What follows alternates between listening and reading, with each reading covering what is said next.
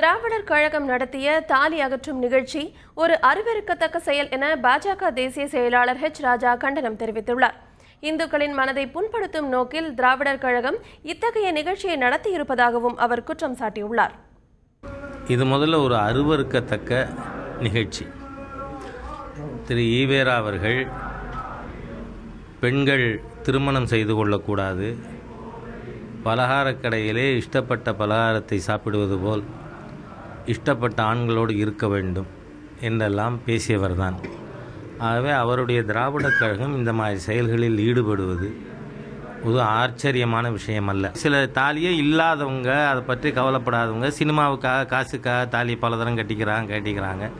அந்த மாதிரி இருக்கிறவரை ஒரு 10 பேரை கூட்டின்னு வந்து செஞ்சிருக்கின்ற ஒரு அருவருக்கத்தக்க கண்டிக்கத்தக்க செயலாகும். தாலி அணிந்திருப்பவர்களை இவர்கள் கொச்சைப்படுத்தி பேசவோ அல்லது தாலியை பெண் அடிமை சின்னம் என்று கூறவோ இவர்களுக்கு அதிகாரம் இல்லை.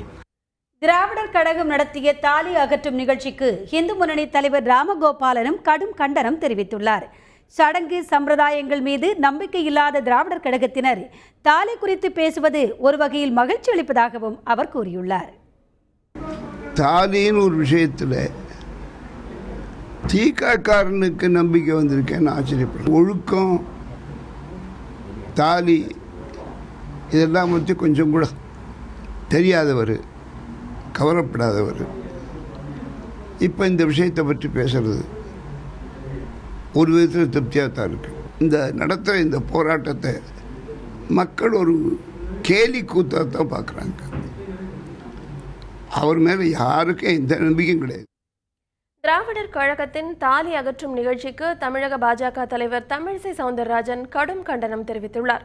அம்பேத்கரின் 125வது பிறந்த நாளை முன்னிட்டு சென்னை கோடம்பாக்கத்தில் உள்ள அவரது சிலைக்கு மாலை அணிவித்து மரியாதை செலுத்திய பின் தந்தி செய்தியாளருக்கு அவர் அளித்த பேட்டியில் இதனை தெரிவித்தார். இல்லை, அதை செய்திருக்க கூடாது.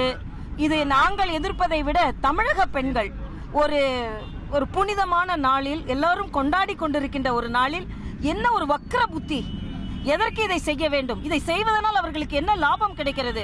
தமிழகத்தில் உடனே இதை செய்த உடனே எல்லா பெண்களுக்கும் சோறு கிடைத்து விடுகிறதா, கல்வி கிடைத்து விடுகிறதா? எதற்கு இந்த மன உணர்வை புண்படுத்தும்? எதற்கு இந்த நிகழ்ச்சி?